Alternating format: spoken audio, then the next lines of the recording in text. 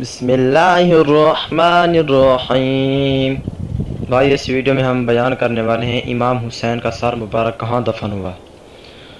مورخین کے ہاں میں اختلاف ہے کہ امام حسین کا سر کہاں دفن ہوا۔ محمد بن سعد کہتے ہیں کہ یزید نے امام حسین رضی اللہ عنہ کا سر مدینہ کے والی عمر بن سعید کے پاس بھیجا اور اس نے جنت البقیع میں آپ کی والدہ مائدہ رضی اللہ عنہ کے پاس اسے دفن کیا۔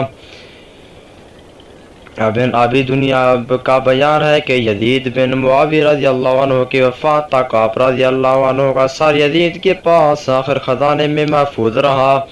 اس کی موت کے بعد سر مبارک کو کفنایا گیا اور مشق میں باب الفردوس کے اندر سے دفنایا گیا۔ ابن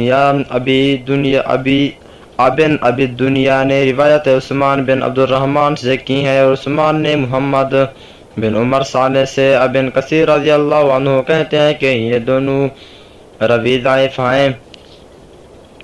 ابن عساکر اپنی تاریخ میں لکھتے ہیں کہ یزید نے امام حسین رضی اللہ عنہ کا سر مبارک 3 دن تک توبہ نعوذ باللہ لٹکائے رکھا، پھر خزانے میں رکھ دیا۔ سلیمان عبد المالک کے زمانے میں سے نکالا گیا تو محض ایک سفید ہڈی باقی رہ گئی تھی۔